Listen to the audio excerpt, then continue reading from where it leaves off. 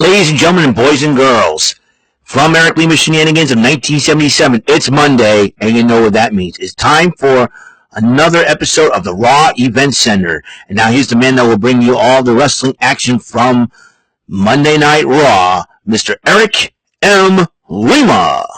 Thank you very much, Mr. Announcer, sir. Well, hello there, everyone. Welcome to yet another episode of Eric Lima Shenanigans, 1977 episode 2635 of the show, and this is going to be the final Monday Night Raw before Saturday night's main event. It seems to me that the Saturday's main event already got we got a lot of title matches so far on the card. So that's why they call it the Saturday night main event, and we will and already 4 matches on the card already, and I will explain what those matches are. So Jey Uso decided to kick off Monday Night Raw to address the Anaheim crowd about the one-on-one confrontation he was match he's going to have with CM Punk, that the World Heavyweight title will be on the line. CM Punk came out and interrupted him, and then all of a sudden Jey Uso finally kind of snapped and said, "You know what? Screw you, Uso. It's all about me. I'm going to win the title."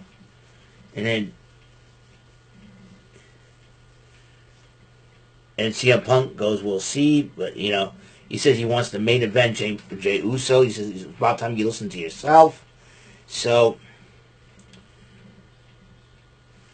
how does his brother Jimmy feel about it? Well, we'll find out for sure. The Judgment Day is upset with Dominic Mysterio because JD McDonough and Finn Balor did lose the tag team titles, and he goes, "What are we gonna do about Rusev and Penta?" And he said, you do this on your own. We're going to focus on getting the belts back." And so Dominic Mysterio got on the phone and said, "Hey, I need your help." We don't know who he was calling on. But in attendance was O'Shea Jackson Jr. and the LA Galaxy players, who are some more big WWE fans, as they watched the number 1 contenders match for the Intercontinental title. Penta against the Bulgarian Brute Rusev, an international flavored matchup, as Penta represents Mexico, while Rusev represents Bulgaria. The two were going at it until Los Americanos, and that would be headed by El Grande Americano along with Rayo and Bravo, attacking both competitors, throwing out the matchup. And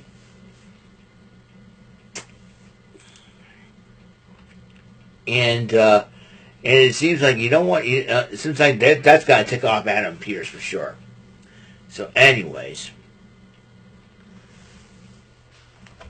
so there's that idea. Jackie Redmond interviewed LA Knight, and LA Knight seems to still want the World Heavyweight title. Says whoever comes out the winner of this matchup, basically he wants a gun for them. So we'll see what happens in that situation. Now, the Vision tried to find a way to disrupt the matchup, and then Braun Breaker says, "I want to get both of them," but he says, "Well, if we do that, because when you get suspended, you're not going to get your title shot." And Adam Pearce is already ticked off about what's been going on, and so we'll find a way. And he says, "Well, I got you a matchup. I got you a matchup to take your anger out on. It's none other than LA Knight." So, and then they have a video of Asuka, a decade of domination. It says all her accomplishments first in Japanese and then in English. So what is next for the Empress of Tomorrow? Well, her and Kairi Sane, the Pirate Princess, are up to something. What those two ladies are up to, we'll find out for sure. JD McDonough and Finn Balor were talking to Adam Pearce and said, "Hey, we want our tag team title shots." Well, I'll tell you what. One of you is going one-on-one with Sheamus. And then JD McDonough goes, "Fine, I'll take on Sheamus." So either way, it would be the battle of the Irishmen. Ellen Gobra. Fella! So, Nikki Bella, the WWE Hall of Famer, went one-on-one with Roxanne Perez, and Raquel Rodriguez got involved in the matchup, which cost Nikki Bella the matchup, and and Roxanne Perez ends up winning, which is a huge victory. And here's the crazy part about that. When you're someone as young as Roxanne Perez pick up a huge victory over a former Divas champion and a Hall of Famer, that could put you in line for a title shot down the road. But then Raquel Rodriguez decided to attack Nikki Bella after the matchup, and Stephanie Becerra comes to Nikki Bella's aid.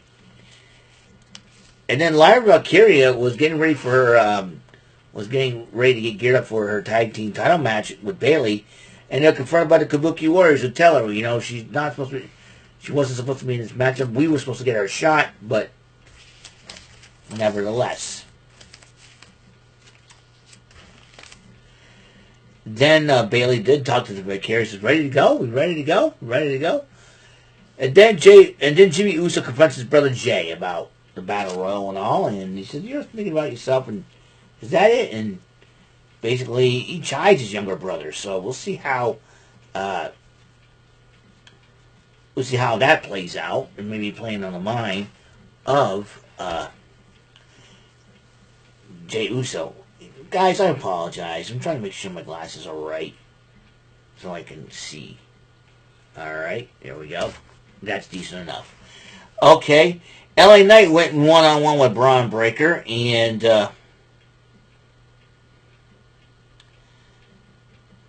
Braun Breaker ended up winning that matchup. Adam Pearce was looking for Dominic Mysterio. One of the stage entities over there.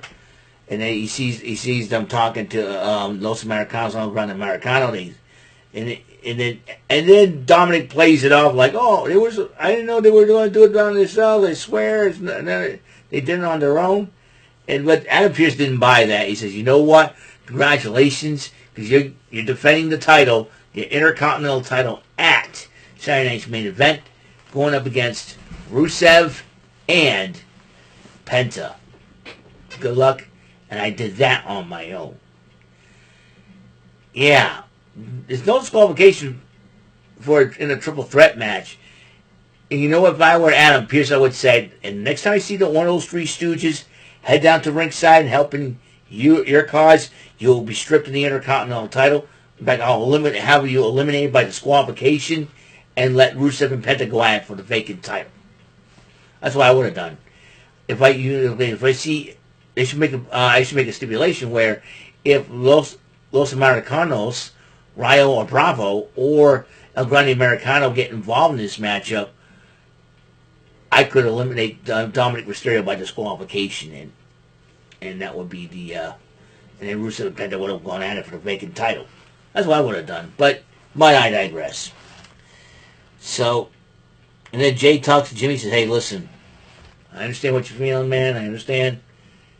You would have done the same thing to me, and I'll tell you what, we're good. We're good." So Jimmy Uso showing they patched things up, which is great. Then at the Battle of the Irishmen, Sheamus and J.D. McDonough and Finn Balor got involved during the matchup, waffling Sheamus with his own shillelagh, and J.D. McDonough capitalized on that, picking up the victory over Sheamus. Jackie Redmond interviewed Alexa Bliss and Charlotte Flair and about defending the tag team titles. If we succeed, we'll have the most title defenses ever. And then the Kabuki Warriors interrupts them, and then Asuka saying, "Hey, Bayley and Lana Valkyria should not be in the matchup. In fact, you're not worthy of the belts either. It should be us that be holding the tag team titles." And then Charlotte goes, "I know you have some history." And then Asuka goes, "No one's ready for Asuka, not even you." So seems like Asuka wants some gold around the waist. Kyrie don't. Every time Kyrie tries to confront him, Kyrie! So funny. Then AJ Styles and Dragon Lee were talking to Adam Pearce, and then Balor and McDonald interrupt him and confront him. Hey, so what we did, we picked the victories. And you didn't think I saw you guys cheat to win the matchup. But AJ Styles like, no, it's okay. We need to show these guys. What do you think, Dragon Lee? He goes, we need to show them how good we are, how hot we are. So we'll give them the match. So they got their rematch next Monday. Then the main event, the women's tag team title on the line. Charlotte Flair and Alexa Bliss versus Bayley and Valkyria. And Flair and Bliss, the Twisted Queens, win the matchup. But then the Kabuki Warriors attack the champs after the matchup, and then they also attack Lara and Valkyria until Bayley chased them off in the end. What does that mean? Well, those for sure. Well, both world titles will be on the line. The WWE Championship on the line. Cody Rhodes defends against Drew McIntyre. The World Heavyweight title, the vacant title on the line. CM Punk against Jey Uso. The WWE Women's Undisputed Championship will be on the line. Tiffany Stratton versus Jade Cargill. And now added to that event, the Intercontinental title. Dominic Mysterio defends it against Penta and Rusev. Well, that's all there is to it. Tomorrow night will be the NXT Fallout from Halloween Havoc.